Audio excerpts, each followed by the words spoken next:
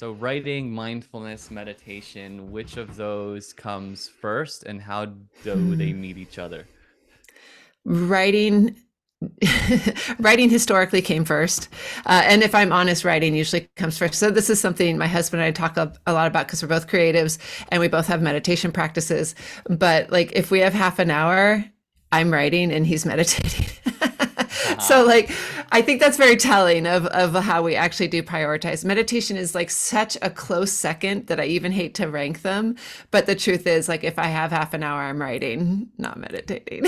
Yeah, well, some people might say that you can write in like a meditative Right. energy, right? Yeah. Exactly. Yes. Yeah. Yeah. Okay, so it's more so maybe not in like your current state of what you do, but just in your life. Like, were you writing Yeah. as a growing up? Like, was that always a thing? Like, some people knew they wanted to be a writer when, they're four. Other people like me didn't realize that I loved writing and kind of exploring it more later in life. And so, yeah, curious if that was always like a curiosity for you. Yeah, I always loved writing, but I think I discounted it because it came easy. It was one of those things where Yes. people would say, "Oh, you're a good writer." I'd be like, "Yeah, whatever." I mean, isn't everybody? And never really appreciated that it was something I had a knack for.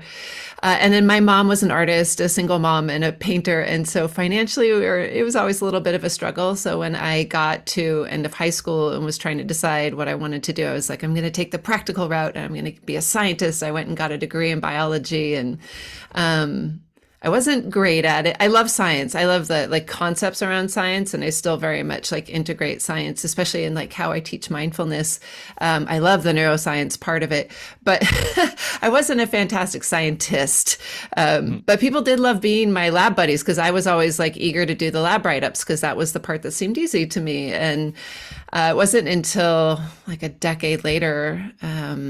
I was unemployed and pregnant and living in student housing with my husband while he was finishing his master's degree. Couldn't really find a job. And what I found was that left to my own devices with like nothing to do, I just started writing short stories. And I thought, well, this is really fun. I wonder if I could, make a living as a writer, and started to investigate it. And when my daughter was one, I went back to school and got a master's in writing, which you don't have to do. I don't like, I'm a big fan of like putting that out there. You don't need a master's to write. But for me, because my background was in science, I I felt like I needed two things. I needed a little bit of guidance in actually I wanted to make a career of it. And two, that time out, when you say I'm doing a master's program, you kind of get this pause on everything else of like, I'm going to focus on this and make it a priority and really shift my whole life into it. So for me, I'm glad I did it. It was a good choice. And then I was very lucky. I got a job doing marketing right out of grad school. So I would get up early. And by then I had another small child. Um, I would get up at 5 in the morning to work on the novel until I would write until the first kid woke up, usually like 6:30, and then start all the morning hustle, get everyone off to school, go to work, come back, like do it all again, fall into bed at like 9 o'clock and desperate for sleep and do it all again. Those were exhausting years, but that's how I wrote my first novel. And so after you write that novel, is it like, okay, what happens next? Like, are you get seeking to get published? Are you just sharing it on a blog? Like, how are you thinking about getting it out there early on? Yeah. I started a blog in 2010, still my blog, aprildavila.com. In fact, I won Writer's Digest listed me as one of the best 101 websites for writers, which was a big honor. Um, and I started it just because a friend of mine in grad school was like, you got to have a blog. And I was like, oh, really? I don't know. But it has been such what the blog helped me do was get writing work because while I was working, before I got the full-time job marketing, I was freelancing. And pretty much everyone who hired me said, oh, I read your blog. And they liked it, and that's why they hired me. So on that front, it was really good. And then as I started to work on fiction more, that was how I started to attract readers. Was they would find my blog, and so the blog has been a really great support for me throughout. I knew I wanted to shoot for traditional publishing, so when I finished the manuscript, I did the whole query process, found an agent. In fact, I had kind of a fairy tale agent story. I queried my dream agent on a Monday and he asked to rep me on Friday. Like it was so fast, Wow. which almost never happens. I almost hate to share that story because it's such an anomaly. But it was fun. It was a fun little roller coaster of a week for sure. Yeah, so not that rejections didn't come, because rejections will always come at some point, right? Because he loved it, he was really excited about it, he took it out, and then just rejection after rejection from the publishing houses, the editors kept passing.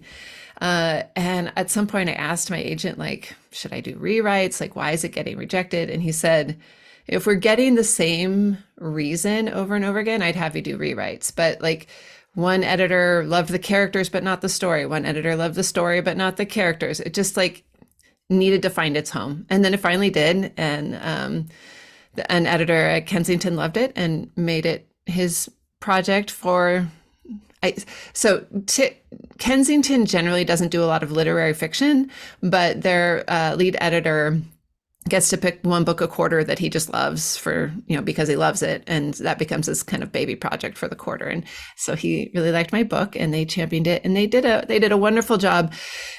Sadly, the book came out in March of 2020. So it was Ooh. really hard to get any news Oh my coverage. goodness. Yeah. Wow. One of those stories. It was one of those. And I remember just being like, oh, okay. So this is how this is going to be. Okay. I really tried not to dwell on it. All the events I had planned, the book tour, we did as much as we could online. And I will say that like being pushed into doing things online kind of forced me to get comfortable with it. And I ended up doing like book clubs in Rhode Island and stuff that I probably would never have really taken the time to do if we hadn't all been on lockdown. So silver lining. And then I just focused on the next book. Just start writing, keep going. And that's kind of where I've written the second book. It's with I'm actually thinking about new representation for this book, long story. But while I'm waiting on that to happen, I wrote the nonfiction book that you mentioned, The Scribbling Buddha. And I'm changing the subtitle. I had it 6 Ways Mindfulness Can Make You a Happier, More Productive Writer. I think I'm changing it to 6 Ways Mindfulness Can Help You Write More and Suffer Less. It's a little Write more more and concise. suffer less. Yeah, you're It's like speaking to more to like the point. the pain of Yeah, the suffering the rather than just suffering like, part. yeah. Yeah. Now for that, Yeah. are you, because I know for nonfiction and fiction, I laugh at, and I love my naivete so much. Like I just want to like hug my 9 years ago self of having the inspiration to write his book Right. and going on that journey and trying to cold call, like having absolutely nothing, like to like no platform, trying to cold call like publishers or agents and just like, trying to live this dream. And, I'm so proud of how it all unfolded and whatnot. But there was this like really naivete of, I'm just going to publish a book. People are going to find the book. It's going to make a bunch of Yeah. money on Amazon. I'm going to get some speaking gigs and that's just going to happen. It's just, people are just going to find it. Like it's going to be Yeah. out there. And so there's more we could talk about the actual like marketing and what happens after you publish a book, or at least maybe your experience. But I'm just curious of, because you're now doing a nonfiction. What I understand is that if you were to pitch a nonfiction book to an agent, you would not actually write the book, you would write the proposal, focus on the proposal, get that approved. But a novel, you'd Yeah. actually write the novel, right? Is that Yeah. correct? That's correct. So if you're writing fiction, you write it first and then you try to sell it. If you're writing nonfiction, you sell the proposal and they pay you to write it. Now, I've already written it because my initial thought was I was just going to self-publish it, keep it simple. But I don't know. Now that it's done, I think I might reach out to like Sounds True. Like there's a couple imprints that I think what might be a good fit, and so it might be worth like reaching out, doing a pitch, see if they go for it. If not, okay, I'll just do the Kindle Direct. But God, publishing is such a mess.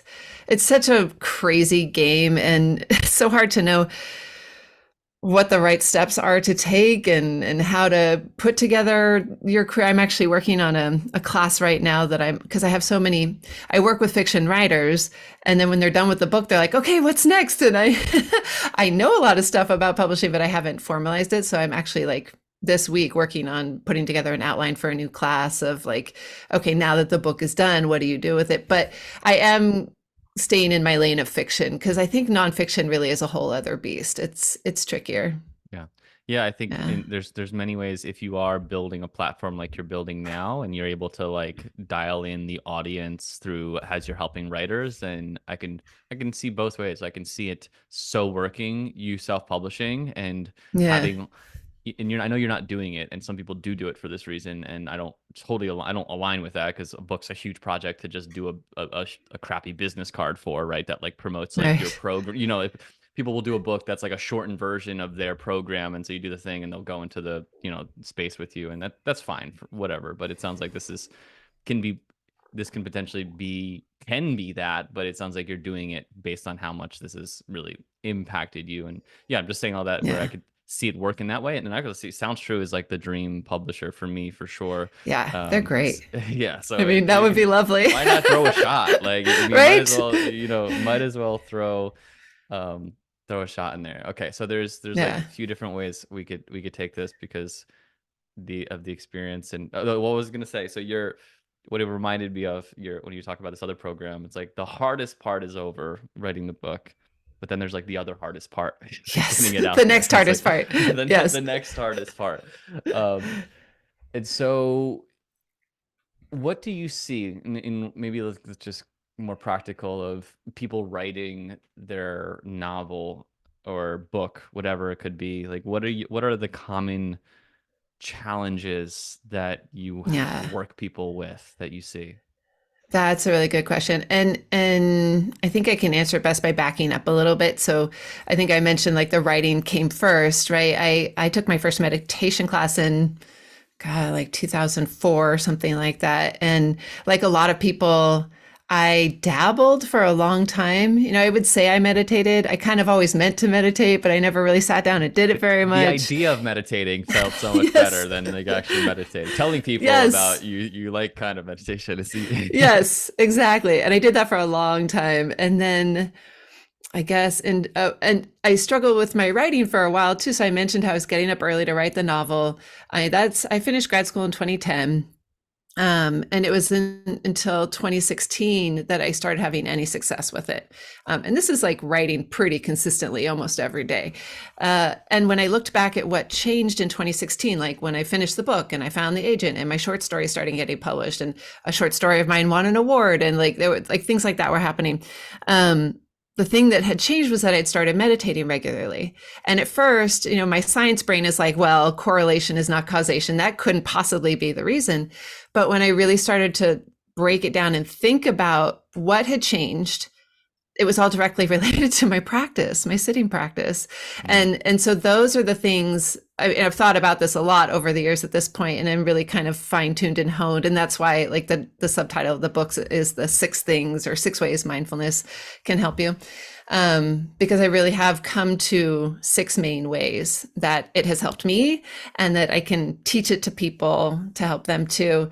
The first step, the place I usually start with writers is just the get out of your own way part of it, the dealing with writer's block. That's usually the first biggie. Is that writing is kind of like meditation, where people want to do it. They want to say they've done it, mm. but sitting down to write is hard, and it everybody is different. So the specific reasons that anyone is avoiding their writing are different, but they tend to fall into certain categories. And that when we can train ourselves, so my background is in insight meditation. Oh, I should mention too, like once I realized how much the meditation helped me, I actually enrolled in a 2-year program through Sounds True with Jack Kornfield and Tara Brock, and like became a certified meditation teacher I did their MMTCP, the mindfulness meditation teacher certification program. It's a mouthful. Yeah. Yeah, so I did a 2-year program before I actually started integrating it into how I was working with writers. But that's where I start, is I teach them like a basic mindfulness of thought exercise where I have them anchor their attention on something, whether it's the breath or the sounds in the room, and just notice when their mind wanders and come back to the anchor. And then what I invite them to do is that when I ring the bell, that we're not so much ending the meditation as we are switching the anchor to the writing. And so the writing becomes the thing that you're focused on. and the Mhm. thoughts still come up, right? You'll still have the thought of like, oh, I should go move the laundry along. Like, okay, just another thought. I'm going to keep writing. That sentence sucked. You better delete it real quick before anyone sees. Okay, just another thought. I'm going to keep writing. You just, this idea that like all of these thoughts that arise, they don't stop when you stop meditating and start writing. They're all still there. But if you can just notice them very much like you do in meditation and let them go, it takes all the power away from them and allows you to get that first draft on the page. And then from there, there's some other ways that like I integrate mindfulness in terms of editing or and I usually wrap up when I'm working with writers with like equanimity, compassion practice, because writing is hard and there are rejections. There will always be rejections and there will always be the disappointment where like in our head, right, the book is an instant bestseller and we're getting all the speaking gigs and like that might happen. Yes, but it might not. And like, how do we persist and not go down a spiral of self-loathing or recrimination or whatever and stay the course and do whatever our next step is? Like in my case, write the next book. Right. It Yeah. reminds me of like, have you followed Stephen Pressfield and his story at all? No. Oh my goodness, I feel like it's right in your lane. Stephen Pressfield, he wrote he wrote a Legend of Bagger Vance. I'm trying to think of other popular fiction Yeah. writings. He's wrote a couple other fiction writings, but he's like, if you listen to, he's on a ton of podcasts. So if you listen to his story, and I would find one maybe from like an older story podcast of him because he's probably talking about different things now. So maybe like 2015, 2016. But his story was, for years like working as a writer, or not working as a writer, working as like any odd job you can get, writing, Yeah. having the novel finished, putting it out there, and then, getting rejected. It's like, what do you do now? You just write the next one, right? And you Write the keep next one. writing. And eventually he broke through in his like later 50s, like got like one novel Mm. published. And now he does a lot of, he doesn't do a lot of, but he has some nonfiction books, one of called The War of Art, Okay, which, yes. I do know that one. I didn't yeah, yeah, recognize his name, yeah, but yeah, I do see, know the yeah, book. yeah, yeah. Yeah. So that one, and he like teaches about the resistance and whatnot of doing that. But it's always fascinating to like, that's, the always try, and this is what I'm trying to do with this podcast, and a lot of the work I do is finding, doing the thing that is fulfilling in itself. Yes, it might be hard. Yes, there might Yeah. be resistance to it. But if you're doing it because you think it's going to get you that thing in the future, either it's going to get you that thing in the future, and then, okay, great. Now you still got to do something else, and you just Yeah. maybe, put all that time in, or it's not going to get the thing in the future, and then you just wasted all that time not enjoying, or not really being in alignment with something that's really fulfilling you. And just one other thing that came up as you were speaking is, you talk about writer's block, and I love this Getting out of your own practice. way. Yeah, I love this practice of using like what might distract you, or what the judgments around this is not good. Oh, just like in meditation, you would see that Yeah. and let it go away. But I don't know if you know Seth Godin. I'm a huge Seth Oh Godin yeah. fan, Yeah, and yeah. he talks about, he doesn't believe in writer's block because he Yeah. says no one has talker's block. Like everyone Right. can just talk, can just talk, Yeah. and I so was it's just just reading that somewhere. I forget. Like that popped up in my inbox somewhere. oh, Yeah. that's funny. Um, yeah, you just write like you talk. Well, and actually, this is another thing I have a lot of my writers do is if they don't already have a journaling practice, is to start journaling because I feel like that's the best way to find your voice as a writer because our brains go way faster than our fingers can, whether we're handwriting or typing or anything. But if you can make your thoughts slow down enough that you can write them, whether you're typing or handwriting, you're getting this alignment with like what's in your head and what's coming out of you, and then your writing voice will start to match your actual speaking voice, and you don't have to journal about anything in particular, but I start every day. I write one page in my journal while I drink my coffee. That's like my morning routine. And it makes writing so much easier because it's not, you're not overthinking it, you're not trying to figure out how to say something. It just feels like you're just sharing your thoughts like you would anywhere with anyone. Are Yeah. you I are don't you believe in still writer's block either. are you writing every day, whether you want to write or not? Is it kind of like that baked into Uh, your schedule? I write in my journal every day. I mean, that's It's such a habit at this point that like I Sure. get up, I write my journal, I drink my coffee. I hear you. Me too. If I'm not writing my journal, I'm not having my coffee, and something is deeply wrong. Um, I can't say I work on my fiction every day. I would love to write every weekday. That's kind of my goal. I mean, at this point, I treat it like a job. I try not to work on the weekends. Um, my dream days are when I get up, I journal, I meditate, I work on my fiction for 2 or 3 hours, and then I switch into working with clients. And then, I usually afternoons are kid stuff, Yeah, running around, going to soccer games, that kind of stuff. So that's the dream day. I very rarely have perfect dream days, I hear you. but sometimes they happen. Sometimes. Yeah, I love that. Any other common blocks you see novel writers or any writers go through that you work with? One of my favorite to talk about, especially for people who like understand mindfulness a little more, is the concept of how the concept of right view can really help when you're writing, because getting over writer's block, noticing those thoughts is great for getting that first draft on the page. You got to get the first draft on the page because you can edit a big pile of shit into like a gorgeous manuscript, but you can't edit something that isn't on the page. So you do that first. And then you have to be able to read it with a certain amount of objectivity. This is another place, there's so many parallels with mindfulness, right? Where if I read something that I've written, I know what I want it to portray. Like I have an image in my head of what I'm trying to describe. Does what's on the page actually evoke that in your brain? That's hard to say. It's always going to be hard to say, but there are definitely ways of looking at. So I'll give an example. When I was writing my second novel, I had this idea for how I wanted the story to open with this. I wanted my main character to be born in the storm, right? And I had this picture of like thunder and lightning and the trees thrashing in the winds and big fat raindrops bursting in the mud and like all this. And I'm like, oh, this is so juicy. And so I write it and I write through and I wrote the whole book. And my process is usually that I like write straight through and then I print it out and I take a little break and then I just start over at the beginning again. So I print it out, take a break, went back to read it from the beginning. And what I had written for that big juicy scene was it was raining. That was all I wrote.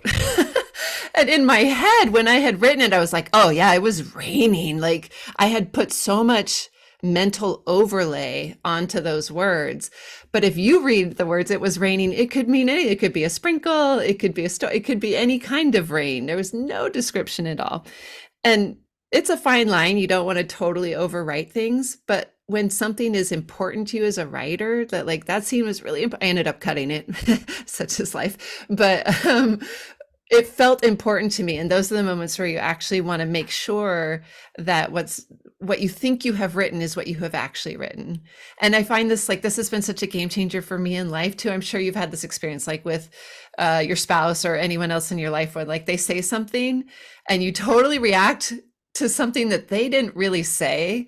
Like if my Mm. husband will be like, "I thought you were going to unload the dishwasher," and I start like, "Well, I had to go pick up the kids and blah blah," and I get all defensive because in my head I have like woven in some kind of accusation or like Yes. he didn't say anything. That like all he asked was like he didn't even ask, he just like made an observation. Yeah. And so It's yeah, it's that same thing where mindfulness can let you pause and be like, okay, what's really happening here? Why am I freaking out over like something, a really simple statement of I thought you were going to unload the dishwasher? yeah. That's Yeah. fascinating because you're getting at to potentially things that are so hard to communicate in writing, like body language and like tone, Yes. right? Tone of voice, Yes. like to how you would receive those words in an accusatory way versus just a matter of fact Yes. way. And it's like, okay, let's say if you were just using that example in a book, it's like how would you write it how would you make that character say it in an accusatory way versus like that way? Like how do you get that across, like that energy? That's Right. that's fascinating to think about. Yeah. Yeah. Yeah. Yeah. In a way that whoever reads it can't help but see what you're seeing. Yes. Because that's the goal when you're Yeah. telling the story is that you want to bring the reader into like your experience of this made up world. Yeah. So Yeah. right view in editing, love that. Any other, I guess maybe even just keep continuing to interrelate like mindfulness or Buddhism into writing, like any other principles that you found supportive in in writing or the process of it? Yeah, hold on. I should have I should be able to quote you my six ways. I'm gonna Just before set I you start up. marketing this book, I'm gonna have to like memorize the Gonna six ways. nail that in for the book tour. Yeah, exactly. Hold on. I'll pull up the book. I have it right here. Um, Yeah, oh, and take your time. let me And I can just let me put we'll the edit. This dog is out. perfect timing for editing. Yeah, we'll be I'll put good. the This dog is out. All right. so Lester, make sure you edit this in a way that sounds just very cohesive. Um, Okay. Okay. Yeah, so the six ways that mindfulness. So first is getting focused. Um, I start with teaching that insight meditation practice, the mindfulness of thought, of simply allowing yourself to drop into that deep state of focus. The second way is using that awareness to notice what's keeping you from writing. That's the writer's block part of it. The third one is to allow yourself to be really still. So allowing, like, how did I phrase this? Um, I'm trying to think. Oh, it's about conflict. That's right. Again, I got to work on my pitch on this, but you're good. yes, conflict is such a hard thing in fiction, particularly for new writers, because it's very uncomfortable. And this is something we deal with a lot in meditation, right? Is like, can you be comfortable with uncomfortable? Can you be with discomfort? And so when people are writing, as humans, we don't like conflict, but a story without conflict is not much of a story. So when you're writing a couple arguing, or if you're writing, I don't know, someone's heartbreak or the loss of a loved one, as humans, we don't really like to go there. And I so much in new writers, I read their work and they just jump right over those parts. They'll just like they tell it, they'll refer to it in the past as if they had written it, but they didn't actually write it because it hurts. And so the third step is to really allow yourself to be still and get comfortable with discomfort. And the practice that I recommend for that is just simply doing like a more formal practice where you try not to move. That simple, right? Like you just try to sit with an itch and not scratch it. And it is amazing how that translates to your writing. Just being able to be with that little bit of discomfort allows you to stay with things long enough to find the words for them and get them on the page. Quick question on that. Um, Would you say it's yeah, helpful when I hear you talk about, like, let's say something like a loss of a loved one? When I think of creating meditations or leading meditations, I'm often, for me, feeling into that experience as much as I can. Like yeah, I'm meditating and feeling it. Some teachers are not doing it like that. That's okay. yeah, But I'm curious, as a writer, would you suggest, if I'm wanting to write about the grief of a loss of a loved one, would it be helpful for me to actually let myself feel that grief deeply in the moment as I'm writing it, right? Like to connect yeah, with it more, that felt sense, because that's actually probably gonna come through yeah, more on the page than if you were to not do it. I absolutely. think. I totally agree. And I think one of the reasons, I hope one of the reasons that you don't see this much in terms of meditation is that it can get very sticky.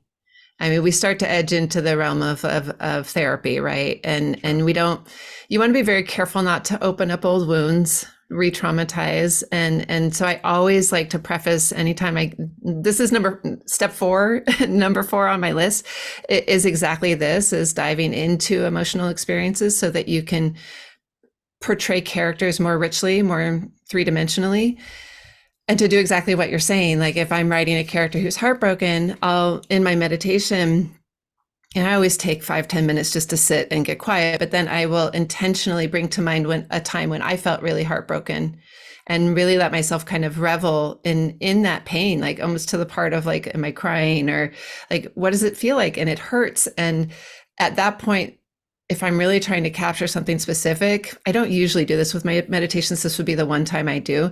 I would do this meditation at my desk, and I would actually like open my eyes and start to write down the sensations that I'm feeling, the memories that are there, how it relates, just like everything I can think of to put on the page. And then of course later I'll edit it down. But sometimes, especially when you're dealing with emotions, you kind of just gotta like blah, just get it all on the page.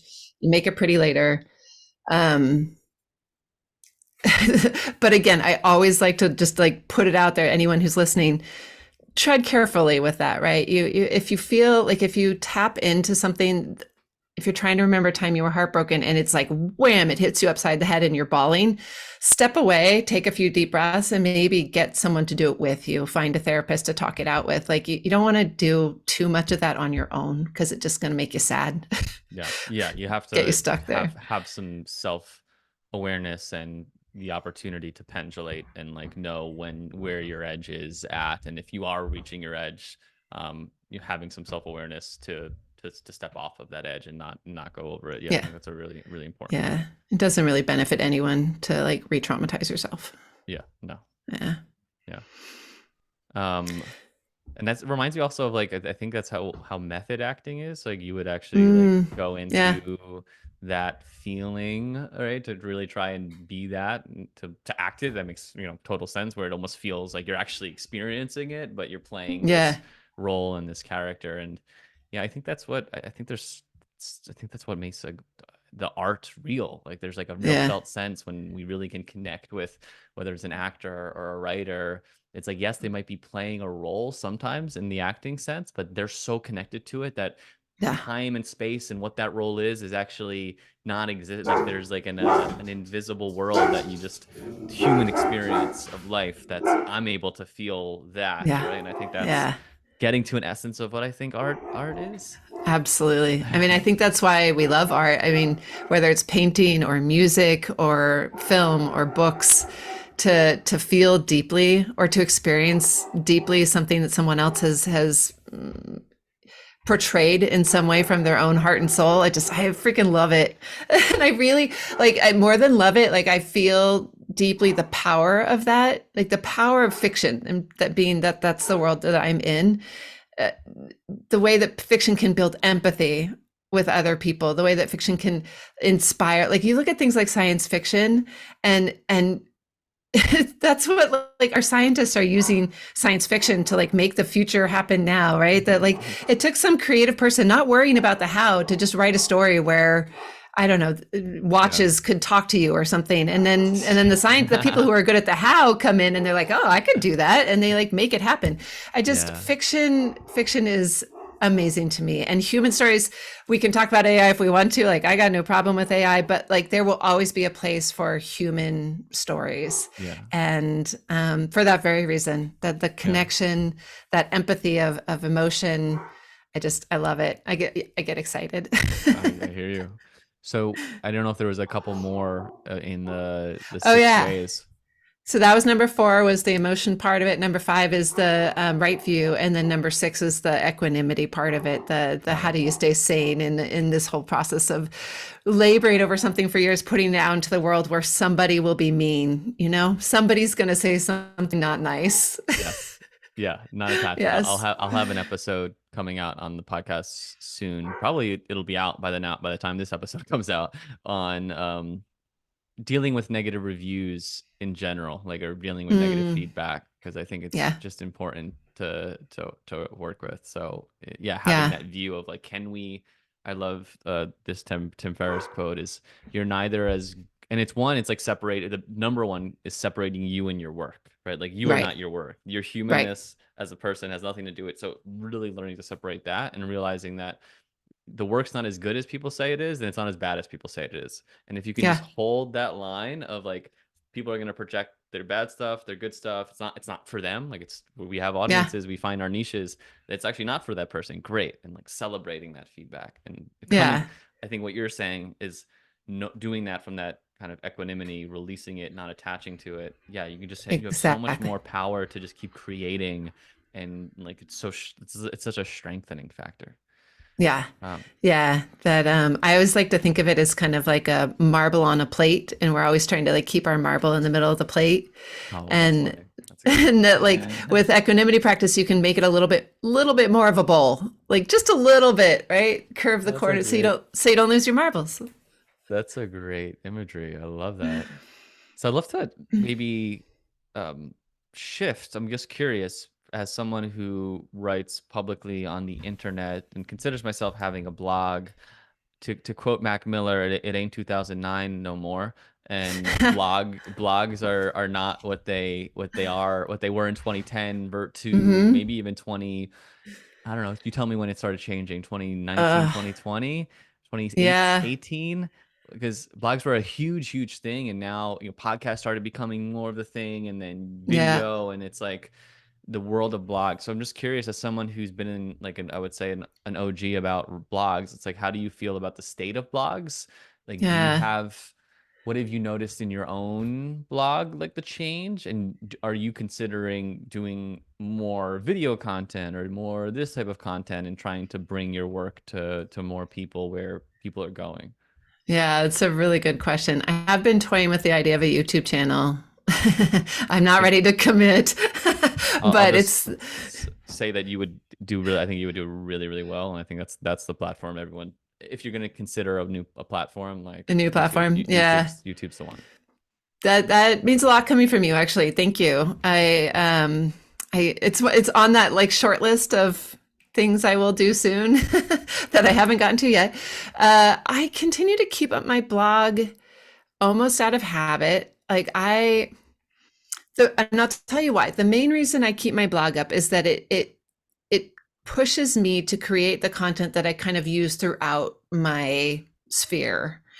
So I write a blog Totally. post. I have a weekly newsletter called the Scribbling Buddha, which is it's not my content mostly. Mostly I call it 8 great things from the world of mindfulness and writing. And so mostly it's just stuff I have come across in the last week that I think is interesting. But I usually will put in something from either my blog or an offering that I have coming up, that kind of thing. And so the blog gives me content to put in the newsletter, and then it gives me something I can post to Instagram, because I'll take the same image that I use on the blog, and I have ChatGPT rewrite the blog post as an Instagram post. I'll just be like, hey, rewrite this with hashtags for me, and it does, and it's great, and I post that. It becomes the thing that I can reference people. So a lot of times if I'm working with clients or if I'm doing an online class or something and some question comes up, I'll be like, oh, I wrote a blog post about that. And I can just send them the link rather than trying to remember everything that I said about it. Yeah, I have so many well thought out, beautiful blog posts totally. that I've written Yeah, you over the took that. I years. took that time. Like, I love like Rick Rubin. I'm sure you do. I'm sure you know Rick Rubin. This name sounds familiar, but Oh, I couldn't tell you you. gotta you gotta check out Rick Rubin. He wrote a recent Okay. book called The Creative Act. He's a music Okay. producer, famous music producer. Has worked with like people from Jay-Z to Linkin Park to um, Beastie Boys. Like, really, really accomplished producer. But he's also like a guru, not a guru, but very a spiritual being. And Mm, he would always talk about like, I have no idea what I'm going to say. And if I said it, sometimes I said it 5 years ago. I don't know if it's going to come out now. Like I said that, right. 2 years ago or last year or last month. And it was what I did in that moment. And this moment's different. So it's like you Yeah. gave my all to that moment and I let it go. And now it's like, Yeah. yeah. So Yeah, and I don't anyway, have to refigure out what I said and say it well again. I'll just send you the link to the blog post so you can read it. totally. Yeah. I gave it my Yeah. best that time and I'll just send it that. Yeah. Yeah. Which some people can Yeah. take as like, oh, you can't tell me what you think now, but that's Eh. I wouldn't put too much stake in that. I'm a big fan of not changing lanes. The older I Yeah, get, the more I just don't want to. Like, I want to be doing one thing at a time. And if I'm doing one thing and someone asks a question that's like half a step off of what I'm doing, I am so glad to have like a reference I can send them and be like, oh okay, yeah, that's not what I'm talking about right now. I totally want to support you in that. Here's the link. I'm going to keep going on this path. totally. I just don't like jumping all over the place anymore. It's exhausting. It's one of the reasons I like fiction. Like, give me one project to work on for 5 years. I'm a happy person. I love Yeah, it. yeah. Yeah. I really think you and the YouTube channel would thrive. Like very niche YouTube channels, like helping people develop their writing. Like, well, the SEO on that is crazy good. YouTube's such a good search function, and Interesting. it's such a good because I watch a lot of running YouTube now, so I'm seeing how it's working as a Mm, user perspective on how many more people I'm subscribing to that are kind of in the same lane as these other people, and just the organic, the way that it promotes new content to me. It's like I look forward yeah. to YouTube is like my I don't it's like the social media that I really ingest the most of as a consumer, which is why I think I'm bullish on it as a producer, if that makes sense, Mm, is yeah. because like the it really suggests really good similar content that I always love, and then I might follow the other good person. So I don't think Instagram does that as well, and you just have you're able to teach a lot better on YouTube. And so for everything Yeah. that you're doing, yeah, I mean, again, I'm not gonna say like you got to follow your truth in that way, but I just can see it. I could see you really thriving in that. I've gotten more and more comfortable with video, and I have to like say that's a COVID directly related to COVID Yeah, because I my meditation teacher training program, I started it in 2019. And in the second year of the program, we were supposed to start teaching. Like we were supposed to actually start going out and teaching. And of course, 2020 couldn't go anywhere. And I kept saying like, oh, I can't teach meditation online. I'm just going to wait till all this COVID nonsense is done. And it keeps going and it keeps going. And it got to the point where they're like, if you want your certification, you have to teach something and you have to yeah, record it and send it to us. And so I was like, fine. And I taught a 6-week course to like my friends and family. And I had this feeling like it's just not going to be as good. And I was so surprised to learn that actually, I don't know, you can make a pretty decent connection with folks. Like sitting and meditating with people on Zoom is so much more connecting and grounding than I ever thought it would be. I don't know if I've mentioned to you, it hasn't come up, but I lead a mindful writing group every weekday at 9:30. We meditate for 15 minutes and then we write together for an hour and then we just kind of hang out for a little bit. I call it my sit right here mindful writing community. And when I first started, I kind of had this like, who's going to actually show up for this? Like, first of all, we're sitting in silence for 15 minutes, which I guess you could totally do on your own, but you don't. That's the thing, right? And then writing for an hour, you don't have to be, I mean, we don't even turn on our cameras. We'll have our cameras off and we're just, but to look up and see everyone's names there.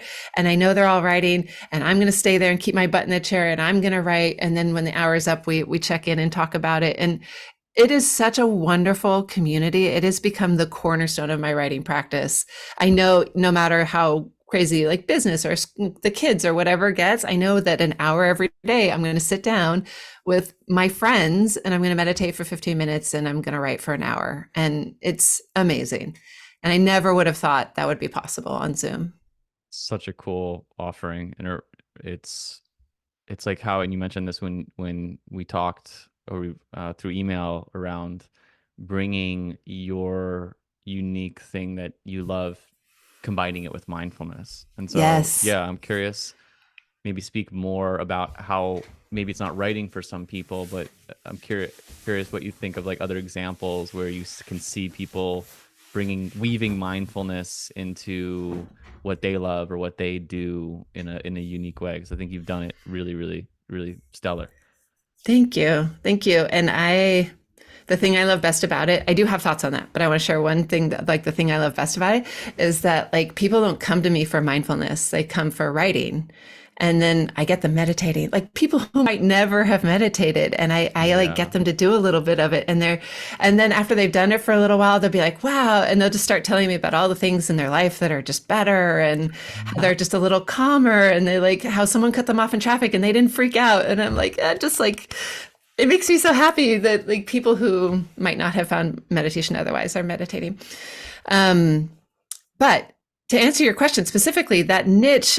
So when I did the teacher certification program, the people that I've kept in touch with who have really done well with their business of being a meditation teacher are people who had something else they did and they've combined the meditation with it. Um, if like you've been on like Insight Timer forever, like you have this wonderful following of people who know what they get from you in terms of as a mindfulness teacher. But I feel like sometimes when we're new to the game, there's this like, oh, the market's so saturated, who's going to listen to me, why should I bother? And like I have a friend who was in the training program with me. She was from the finance world, and she'd had it with finance, wanted to teach mindfulness. And when it came time to put together what class she was going to teach, she decided to like bring mindfulness to the financial banker world. I mean, what world could use it any more than like the finance world? I love what she's doing. So she's basically like teaching people to like bring mindfulness to the practice of managing their finances. I don't even fully understand it. It's Yeah, her niche, it's but I love that she's doing it. yeah. Um, and I had another classmate who she was a pediatric nurse, and she is bringing mindfulness to help kids deal with like belly aches and stuff. Like, I feel like everyone has something that they love or they're passionate about. Or like, I don't know if you know Kevin Griffin.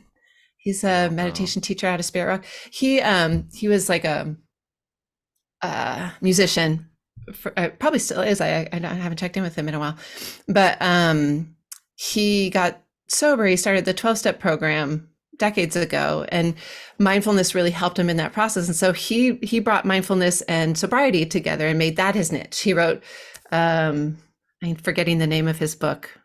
12 breaths or something like that, Oh, mindfulness in that's the 12 awesome. step program. So I just feel like everyone has something that like they know a lot about and that they're passionate about. And that if we can integrate mindfulness into those things, we can bring mindfulness into niches that might never otherwise be exposed to them. And there's so much goodness in mindfulness practice that I think anyone that we can introduce to it, that's a win. Yeah.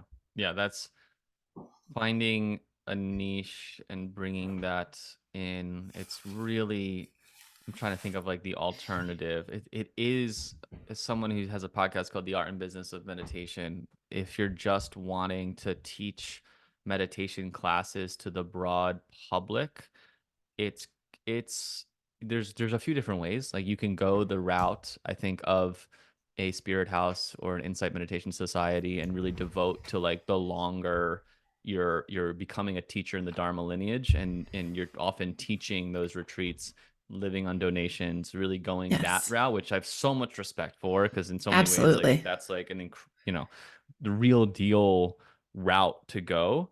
But just as it's hard for yoga teachers to make a living just teaching yoga, the meditation can often be the same thing. Like if you're just trying to do classes, if you're just trying jumping from here to there, it can, finding some kind of niche that you can bring it in, creating programs, creating offers that are actually going to support your life.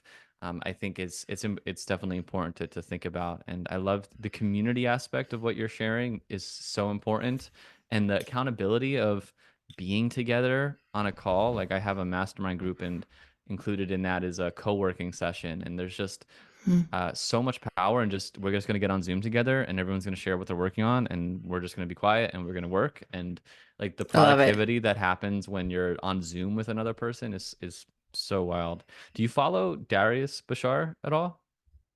No, that's another one that sounds familiar. You have to tell me more.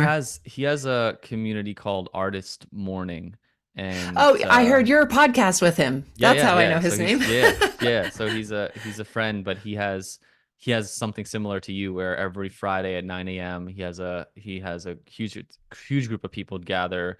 They do a meditation with him, and then they journal for a while. And it's like Yeah, he's doing so well with that. And so I love hearing. I think there's so much space. I think those offers like you have, like sit right here, yeah. is so valuable to find and tap into something like that. Right. And I just feel like it makes it a little more accessible for those of us who are just trying to get into teaching meditation because it can feel overwhelming. And at first I thought being this nichey, right? Like mindfulness and writing, who am I ever going to find? Perfect. Turns out there's a lot of people. I don't So need that many people. I just need no, enough to pay my bills. no. Exactly. Do the Yeah. numbers. I have a podcast episode, 1,000 true fans. You don't even need 1,000 true fans. You need 1,000 true fans to spend $100 with you. You need 10 true fans to spend X amount with you if you want to Right. do it like that, right? So yeah, Yeah. you have a great, yeah, I think your niche, but it's actually a pretty large niche, I would say. Like It's mindfulness and bigger than I writing. thought. It, Yeah. yeah, I could see that. So I'd love to, I know we have a few minutes left. You mentioned that you've hired a business coach, and just maybe for my own selfish reasons would love to hear the wisdom that you gleaned, or like maybe there's so many ways that I guess you could take that what what's worked, what's not worked, what you've taken from that experience, or maybe you're still working with this person, but maybe something surprising that you've implemented that's like worked. I don't know, Yeah. take this wherever you feel called to go as far as. Well, I'm happy to share the name. It's a business group. It's called Bold Heart, and it is run by this woman Fabienne. But she has like a whole system set up where like it's a community, and you have different like accountability sessions, and you have a sub coach and a quarterly coach, and I Oh, don't know. she's got it dialed in. She's got the coaching business Oh, dialed in. it's Yeah, she's yeah. got it, and it's really useful. And I've after signing up with her. It took me about 9 months. The first 9 months of working with her were really about weeding out the things that weren't working, because I was doing so many things. Some of them were kind of working, some of them weren't working at all, but I kept doing them thinking they might. What's an And example of what like, wasn't working? well, freelance work, to name one. I really wanted to pivot more into coaching, but I was just afraid to do it. And so getting her to say, like, if you had a lot more freelance work, would you be happier? And I'm like, no, I would not. I mean, I would be making more money, which would be good, but I wanted to be doing more coaching. She's like, stop, just stop doing the freelance work and focus on the coaching. It's what you love. Do that. And I needed someone to say that. I was like, yeah, you're right. Okay. I also I started charging for my community. For a long time, I didn't charge. It was free and people didn't really come. And it's funny, you charge them and they show up. Like Yes. when you invest in something, money is this symbol, right, of how much we are invested in something. And so I ask for a small monthly fee, and people started actually coming to the meetings, and the same people over and over. And so the community actually got a lot more cohesive. So that was a big shift, not only better for my bottom line, but better for the community. I was really happy to do. And then just some practical things like putting together packages in a way that I hadn't done them. But like I never used to sell packages. I would do an hourly, like, how many hours did I spend on your manuscript? Which sucked for the writer because they never knew how many hours it was going to take me. Yeah. And it sucked for me because I couldn't financially plan because I didn't know how many hours I was going to. So putting Yeah. together more of like packages, having more pre-recorded material that I can combine with, like, say, if I'm reading your manuscript while I'm doing that work, you can be watching my pre-recorded classes on structure and plot and, all those kinds of things. Yeah. Yeah. So yeah, boldheart.com. They're tell them I sent you. They're great. It's a really great group. Amazing. So yeah, I think that's for, especially in the creative industry. Actually, just watch this video on exactly what you're talking about. It's a little bit tougher. I'm still trying to navigate around the coaching that I do, and I don't want to, charging for an hour doesn't do justice around like what could potentially happen, because I've said this before. Yeah. It's like I've done one coaching session and it's worth the entire thing that I've invested in. And especially for creative projects, this is I think a guy, Chris Doe. He does a lot of business for creatives, graphic designers. Mm, I would say when you have a result, like people are. He used this example of, because someone was asking him like, well, what is your rate per hour? And he's like, well, I don't charge per hour. And he's like, well, how do I know that you're going to do, how much work you're actually doing into it? And it's like, does that matter? if I work like more, would you pay me more? Like, or if I took 4 months on doing this, would that be more valuable to you? And they're like no, like I want this thing like in two Yeah. weeks. And it's like, he's like, why would give less energy to it if it was over in 4 months? And so he's trying to make the example of actually we want when you're I think you were wanting the results, and Yeah. often if you can do it faster, then that's actually more valuable than like if the hour per time. And so Right. that was a good example of that, and understanding that value is so subjective. It's so Yeah. subjective in what we value. And I think, yeah, I'm still, it's this line. I'm always fascinated around coaching prices and packaging and how we Yeah. navigate this because it's a kind of a wild west world. But there is understanding that the value that they're paying is for the thing that they're, whereas manuscript very specific, right? This is the result Right. you're getting versus, okay, how have you, getting away from, we've been indoctrinated in this, our hour is like worth a certain amount of time, like Yeah. an hour is worth a dollar amount, and like we have to grind more to get more. It's kind of like, Yeah. when did this start? This is actually coming as I'm speaking this, like this wasn't, Yeah. this started in the industrial kind of revolution where we had to quantify people's labor, and we've just Yeah. taken this, and now when you step out of that kind of rat race world, quantifying the labor in that same way is, yeah, it's like it's almost unnatural, like it doesn't even Yeah. feel natural. It doesn't feel good. Definitely. Like the hourly rat race, the like trying to value yourself on a per hour basis. And even Yeah, something like a manuscript review, I do put a certain number of hours into that, but the value is that their book is going to get better. That's the thing that they want, right? They don't care how many hours I spend on it. They want their book to be better. So trying to focus more on that thing that they get at the end of this all, the thing that I can help them do. Like right now, putting together this class on querying agents is like, yeah, I have all the content and I've got the sales pitches and stuff, but like the bottom line is like they want help finding an agent. That's the thing that they want. They want an agent. So yeah, can I help them with that? Yes, I yeah. can. And that's really like all they want to know. Well, they want, in some ways, this, there's another Seth Godinism. It's like they actually don't want an agent. They want what the agent will give them, Right. right? Yes, Like that they is a good want their point. They book, want the book deal. they want the book deal, right? So Yeah. it's like that is what they want. It's like Seth Godin would say, like no one wants a 2-inch hole, they want the picture on their wall or something, right? But That's a good like one. they want like what it's doing. Well, and So my business coach always says, she says, nobody likes to be sold to, but everyone loves to buy. Like right. we love buying stuff, and but you got to speak to the like don't try to sell people. You got to just show them the value of what they're getting, and then people are happy to buy. Yeah. Yeah. It's yeah, To spend, like there's this, yeah, spending, I try and think about this too, of like spending the money with joy and like excitement, and like I yeah, feel, whenever I'm making a purchase that feels like I know that it's an investment, I do this more so where I yeah, feel like, okay, this is an investment, I'll take a moment, I'll do like a little prayer in a way of like spending this with joy, and yeah, often and receiving it with joy, right? But we often have this like, we're putting money away and it's almost this contraction that happens. So yeah, the energetics around yeah. this is interesting. I love that. I've only just started trying to play with that a little bit too. Of like, even things like if someone like on the freeway exit asks for $1, they've got like the sign up. Sometimes I'll Totally. give five Yeah. dollars and just like see what it feels like.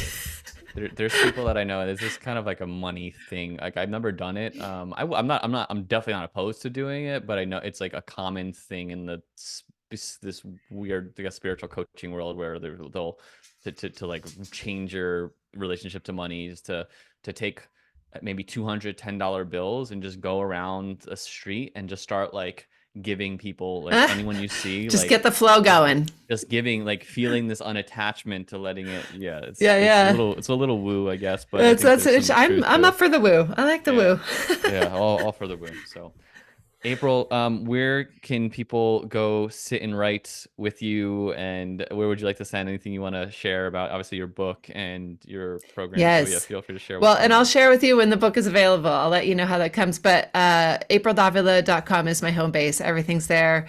The on my website there's a tab for writers, and that's where people can find out about the writing community if they want to come join me there. But pretty much my website is the place to start. Awesome. Yeah. Go check her blog. She's still rocking it old school. Sign up for her newsletter. Awesome, April. Thanks so much for taking the time. This was a lot of fun. Yeah, it was nice talking to you. Thank you. All right. Bye, friends. We'll see you next time.